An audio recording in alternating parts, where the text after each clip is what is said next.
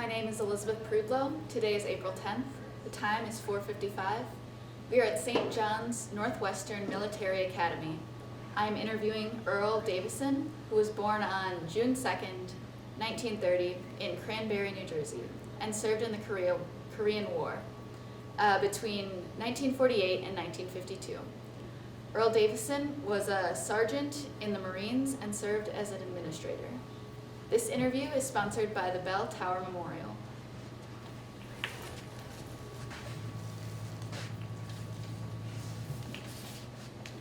So what kind of things were you doing before the war? Well, I graduated from school in June of 1947. So I went to work for a place called the Hightstown Rug Company, and I was an office boy at that time.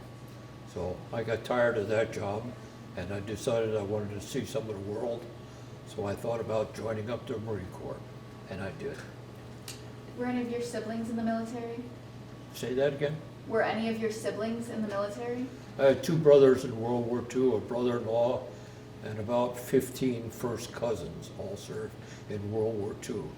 Only one other one was a Marine. So why did you join the military? To see the world. Okay. What did your parents think? Well, it was peacetime at that time in 1948. So they thought it was safe for me to go in, I guess. They had seen their sons and nephews go and serve, and none of them actually were wounded in World War II. Our family was very lucky. So they were not too worried about me going in during peacetime. Unfortunately, it didn't stay that way. So what were your early weeks of training like? The training? Yes. Well, I went to a place called Parris Island, South Carolina. Now, there's another Marine Corps boot camp that's in San Diego, California. And unfortunately, we call those fellows out there Hollywood Marines. But Parris Island is not a real pleasant place. When I was there, they had finally paved the drill field, and during World War II, the fellows had to drill in sand, but it had been paved, so they had a nice surface there for us. But the thing was, there were swamps all the way around the island, and if somebody goofed up in the platoon, we got marched into the swamp. I, being one of the shortest ones, was at the end of the line, so I didn't get in too far, maybe up to my chest. Then we got out. Okay. How did you adapt to military life? Not too difficult. That wasn't a problem. Your drill instructors tell you how to adapt, and they did that. So. Okay. So after training, where did you go from there? Well, after Parris Island, which is a little over 3 months, then I went up to a place called Camp Lejeune, North Carolina, and there I went to an administrative school to learn administration for the Marine Corps. What kind of things does that entail? Record keeping. I had been a typist in high school, and I also took bookkeeping in high school, so those were things that they thought were okay. And so that's where they laid my training for me because of what I had done in high school, and it worked out very well. Okay. What kind of things did that qualify you to do? To keep books, to keep records, to figure out expenses, not the big expenses for the Marine Corps, no, but little things for the company that I was in. So. From there, where did you go? Well, I went from Camp Lejeune out to a place called Camp Pendleton, California, which is near the city of Oceanside, California. Still there, big base, and that's where the 1st Marine Division was located.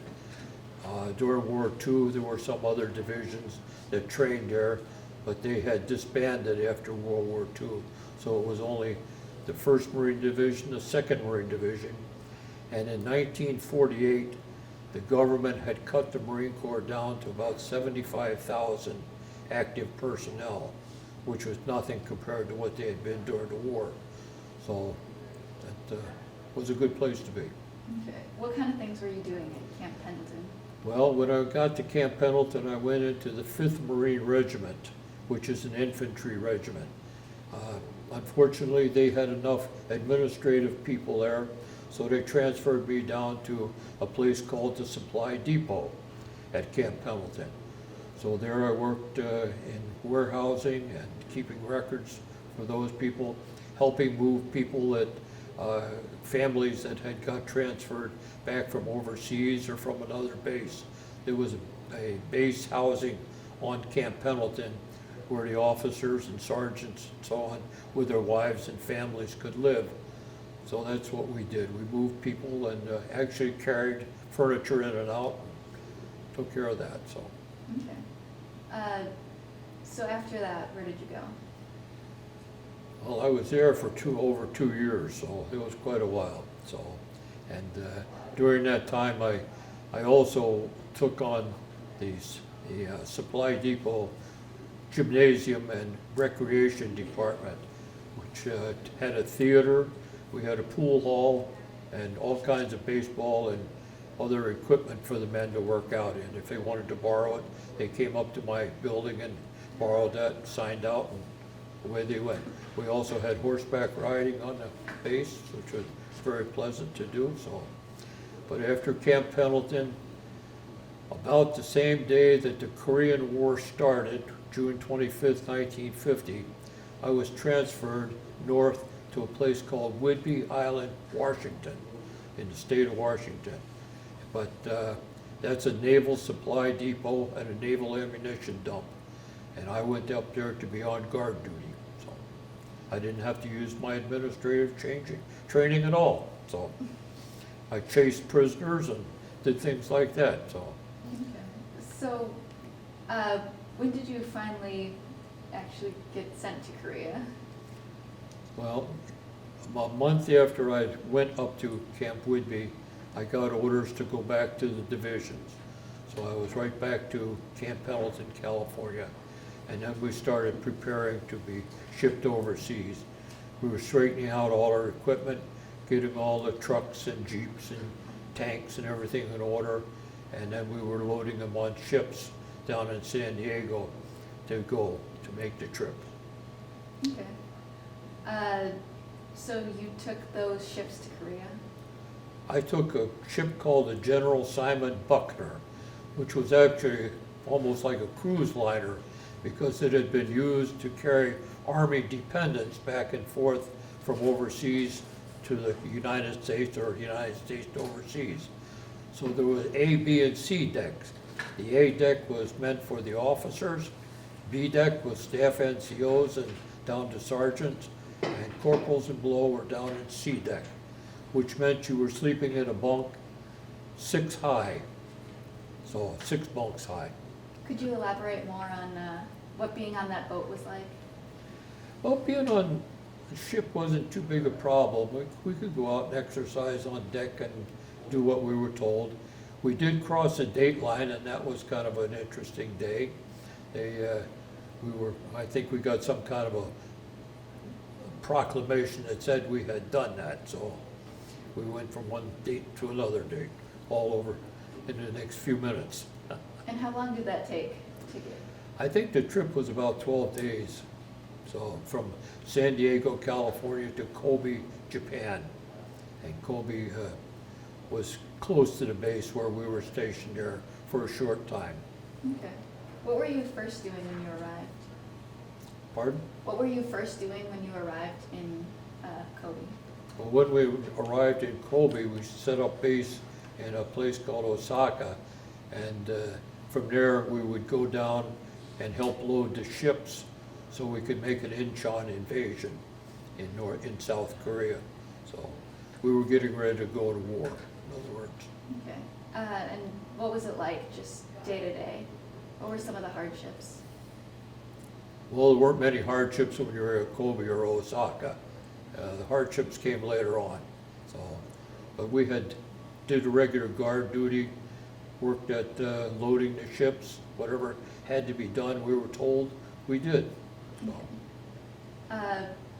From Kobe, where did you go? Well, when we left Kobe, we sailed around to a place called Incheon, South Korea, which is a port city very close to the capital of Seoul, Korea. And that's where General MacArthur of the Army had decided he would like to make an invasion. And he asked for the 1st Marine Division to make the invasion with the 7th Army Division backing us up. And we did. Our men went into a place called Walmido Island and then worked their way ashore. And then about 2-3 days later, I landed. And of course, the invasion was actually over, but I brought up the section I was with, so we came in. Going up through the Yellow Sea was very rough, and a lot of people were seasick. I was lucky I didn't get seasick, but it was very rough. So. Okay.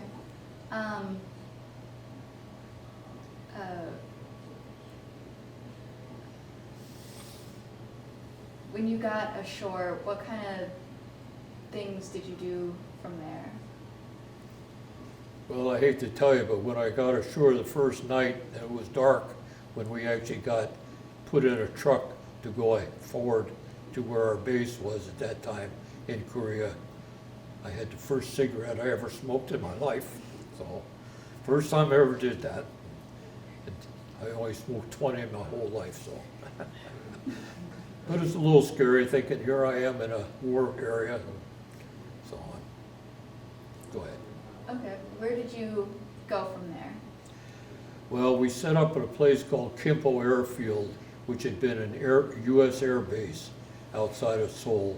And of course, the North Koreans had taken over when they came through there, when they went through Seoul and down to what was called the Pusan Perimeter in South Korea. But we stayed at Kimpo for about a week, I think it was, while the infantry regiments were breaking into Seoul and getting Seoul secured. So my duties were doing guard duty, and I didn't have to use my administrative learning again. So. And how did you keep in touch with loved ones when you were over in Korea? We could send mail home back and forth, and mail came through very regular, so that wasn't a problem. I got a lot of packages from home, and then you have to share them with all your buddies that are in the tent with you, so. Okay, and where did you go after that? Well, after Seoul was secured, then General MacArthur came ashore again, and he had us parade for him, so we did that. And then we loaded ships up again and went around to a place called Wonsan, North Korea. And we were supposed to have made an invasion there, but one of the ROK, Republic of Korean Armies, divisions had gone up along the coast, so they had gotten to Wonsan before we did. And the reason they did, the North Koreans and Russians had let mines into the harbor at Wonsan. So there were mines, floating mines, mines that were anchored to the base of the sea there in the harbor. So we had to wait for the Coast Guard and the Navy to bring in minesweepers and clear enough mines that our ships could go in close enough to shore that we could unload and go ashore. So. What kind of things did you do when you finally got ashore? Well, as soon as we got ashore, we were unloading ships and getting transport loaded up to take supplies and equipment north. And I was part of that detail too. So we were loading ammunition or whatever we needed. And then finally we got on a train and headed up to a place called Hamhung, North Korea. Not Hungnam, that was the port, and I'll tell you about that later on. But Hamhung was a college town, if I remember right, for the North Koreans. But that's where our division set up headquarters. So that's where I stayed. Okay, and were you in the headquarters? Pardon? Did you stay in the headquarters, or? In North Korea? Yeah. Yeah, we were in North Korea. Once we hit Wonsan, we were in North Korea. And then from there we went 100 and some miles north up to Ham Hung. And then from there, our infantry regiments went up on a mountain road 75 miles long and just a narrow little path that actually went up through the hills and mountains. And they went up there, and that's where the Chinese decided they'd come into the war also, so. Were you on that path? Did you walk that path? No, I did not have to walk that path. Okay. No. I was lucky I stayed in Ham Hung, so. I had duties being a guard around division headquarters, and our officers weren't always there because we had a general named O.P. Craig, Oliver Prince Craig, and he was great major general in the Marine Corps, and he was leader of the 1st Marine Division, and he went on up to a place called Hagaroo, which was close to the Chosin Reservoir.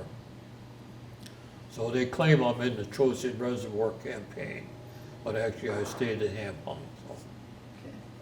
Okay. And then where did you go from there? Well, we were there until like I said, the Chinese came in, and we had about 20,000 men between our division and the 7th Army, which had some people on the east side of the Chosin Reservoir. And the Chinese came in with about 120,000 troops to our 20,000. So it was a little bit overwhelming, so somebody said, well, we're going to be retreating. Well, General Smith said, no, we're not retreating, we're advancing in another direction, and he brought our troops out south. But we brought all our people out that were alive. We brought a lot of people that were wounded, a lot of people that were dead, and all our equipment. And on the way down, when they were next to the reservoir, the Chinese had got in there and blown a bridge. And this road, as I said, was only 1 lane wide all the way through, including that bridge. So there was no way for our equipment to come down from north of where they were at the time, beyond that point where the bridge was out. So the Marine Corps engineers erected a bridge that the Army had flown in by plane and dropped for us near the bridge site. And we got our equipment out of there. Brought all our jeeps, all our tanks, all our weapons, everything came down. So, and they came back all the way back down to Ham Hung, and then we were able to get on ships and go south. Once you were on those ships, where were you specifically headed? Well, when we left Ham Hung, or Hung Nam, we went down to Mason and Pusan. And we set up down there at Mason and stayed there for about a week. And then division headquarters moved a little bit north to a place called Ochan. And so I went up there, and we were there for probably about a month, just getting ready to advance again, which is what we did. Okay. So so once you advanced again, where were you going to? well, when we left Ochan, we went back up to hit North Korea again. Oh boy, I'm not sure I can remember all the cities, the towns we were in, but there was one place called Wonju, which was a mud hole. Trucks would get stuck in there all the way up to their axles, and it was the same way when you were walking in mud. But there'd been a lot of rain and so on. So. But we moved on from there, went on up, and in October of 1951, we had gotten up to a place called the Punch Bowl, and that's when I got separated out of Korea and sent home. So, been there 13 months. That was long enough, I guess. That's what they thought anyway. So died. So, were you out of the military then? No, I came back to the States. First we stopped in Japan, and we were there for a few days, and we sailed on back and landed at San Francisco Harbor at a place called Treasure Island, and that's where I got stationed. Now, I came from New Jersey, as you told me before. I thought hopefully that I would go back to the East Coast, but instead they decided I would finally use my administrative training, and I stayed at Treasure Island and brought back processed the shipments of men that were coming home from Korea. So I stayed there for 2 months. Then I finally came home on discharge. Okay. Do you think your training prepared you for your time in Korea? Oh yeah, yes it did. Marine Corps has pretty good training. Okay. What do you think your most important contribution during your service was? Just being a serviceman and serving the country. I didn't have an infantry job, so I wasn't under fire all the time. There were a few times, but not all the time. But the most important thing is serve your country and do what you have to, do what you're told. Okay. And was it easy to transition to civilian life after the military? Oh yeah, yes it was, very easy. What kind of stuff were you doing? Well, at that time I went to work for one of the stores and worked there. In fact, I think I was home 2 days and my mother said, "Don't you think you should find a job?" And I did, so went to work, bought a car and went to work, so. And I stayed there until they passed the GI Bill of Rights, and I came out to Milwaukee to go to school. Okay. Would you like to explain some of the stuff you have here? Well, my ribbons are on the top row here. We have the sergeant stripes and the 1st Marine Division decal there. I was a marksman, that's my rifle qualification. And then the ribbons are, the first one's good conduct, second one's service, Korean service, United Nations medal, Korean service medal. And this line here are commemorative medals. They're not the same as these up here, but they are issued by the government. And then down below I have 2 ribbons, Presidential Unit Citation with 2 stars. There should be another star on there. Korean Presidential Unit Citation. And this big medal down here at the bottom is the medal that I received in 2000 when I took my wife and we went back to Korea to celebrate the liberation, 50-year celebration of liberating Seoul. So that was given to all the servicemen that had been in Korea at the time of the war. So. Okay.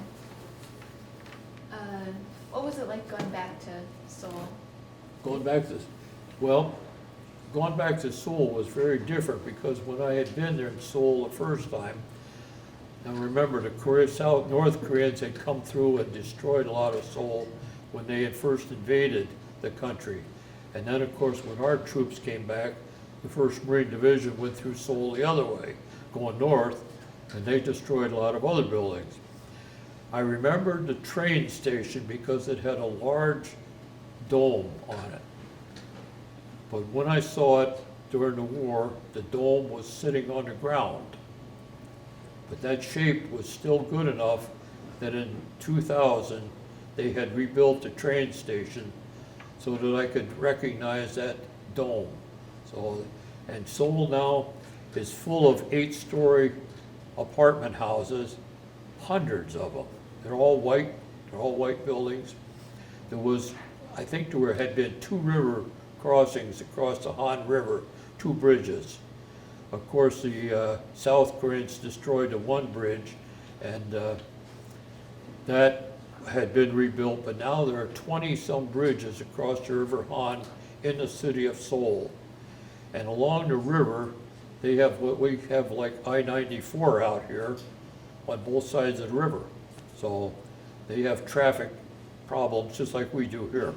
So, but it's a beautiful city now, and a lot of the old things have been rebuilt, so you can see what originally the Korean people had lived in, the type of houses they lived in, the gardens they kept, and so on. It was a beautiful spot now, really. So we enjoyed it. Yeah, quite different from your time there. It was a lot different from when I was first there, yes. Would you like to talk about some of the other stuff that you've brought along? Well, I had a flag from South Korea here. Here again, test my memory. I don't remember for sure which side should be up, the blue or the red, but that's what the South Korean flag looks like. I brought that home. This was a Christmas dinner that we got when we were down in Mason after coming back from Seoul. And we had shrimp cocktail and tom turkey, cranberry sauce, so on. Typical Christmas dinner. What kind of food did you usually eat? Pardon? What kind of food did you usually have? C rations or K rations. Came in a box, some kind of a box. And they were a little hard to eat sometimes. It got very cold up in North Korea, and sometimes the K rations were frozen, so that you actually had to break them up and hold a piece in your mouth long enough for it to thaw out, then you could eat it. And it was funny, the guys up in the infantry up north had gotten a bunch of boxes of Tootsie Rolls. And the Tootsie Rolls were something that the fellows could hold in their mouth and get warm enough to eat. So did the weather affect you a lot when you were in Korea? Frozen fingers and a little bit on my toes, that's all. Yeah, it was cold. Cold it is like it is here in Wisconsin at times. So. Okay. I understand that you were in the newspaper at one point in time. Oh, yes. During the war, while I was over there, I was in a little city, and there were some Korean children that came up one day while I was on guard duty. So it had a picture of me handing them candy. And this picture appeared in papers all over the United States and Canada also. And my mother got 2 or 3 dozen photos of this and saved them for me for after the war. So I still have a couple of them left. So that was quite an experience for her and me both. I didn't find out about it till later when I got home. And I have my discharge here, of course, and some other transfer pieces, so anything else? So going back to the weather and the kind of things that you had to deal with in Korea, what were your hardest times? Like your sleeping arrangements or? Well, it was either in a foxhole or in a small tent, or when we were at Ham Hung, we were in one of the old university buildings, so we had wooden floors there inside a nice building. So. But most of the time it was sleeping outside or in a tent. So there were times when you just slept on the ground. Even though I was division headquarters, it didn't matter. The officers, I think, got better sleeping quarters. Okay. Let's see. What are some life lessons you learned from the military service?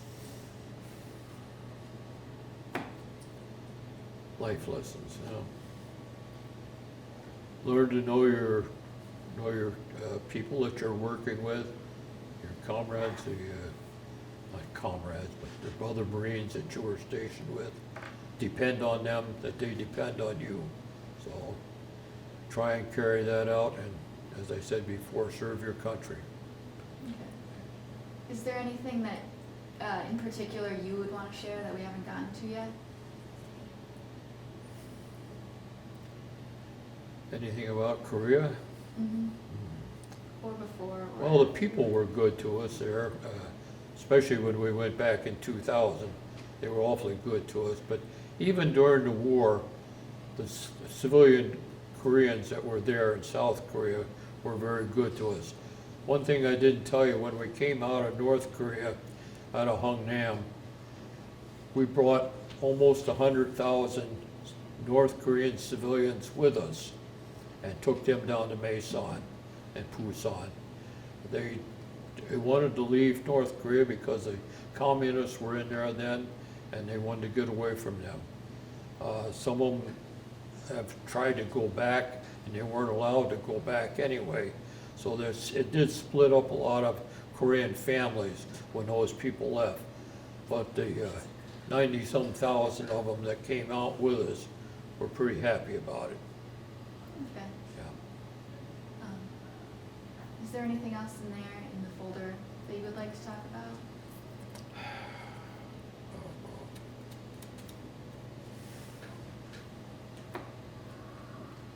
I can't think of a whole lot because, as I said, I wasn't infantry, so if I was infantry, I could tell you some real war stories, but no, I won't do that. Okay.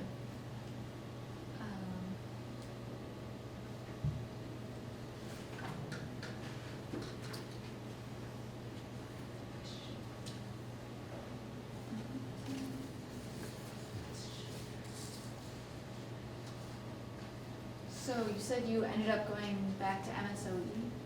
I What was came that out for? here to go to MSOE, yes. Went there for 2 years, got an associate degree, and went to work in the heating and air conditioning business, so. Worked there for 40 years, finally retired. Okay. The year after I retired, I hiked the Appalachian Trail. Oh, did you find that similar to? Oh, that was great. Okay. Much better than walking in Korea.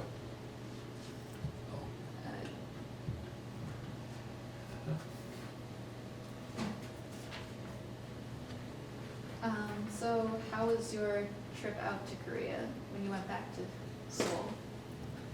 How was the trip to go back there in 2000? Mm-hmm. Very pleasant. We went over on a 747 from Chicago and landed in Seoul at the old Kimpo Airport. Now they have a brand new airfield outside of Incheon. They built an island and built a new airport there. But it was a wonderful trip. The people were so good to us, and got to try kimchi again and things like that. But it was a great trip, and a lot of us were together, Marines and their wives. My wife was with me, so yeah, it was a good trip. Do you have any fellow Marines that you still keep in touch with? Not from my unit in Korea, no. But I do work with a lot of other fellows. We have a rifle squad. We do military funerals now all the time. In fact, I've got 2 Korean veterans that will be buried this coming week, and I know both of them very well. So, yeah. But other than that, no. But we're busy all the time. So.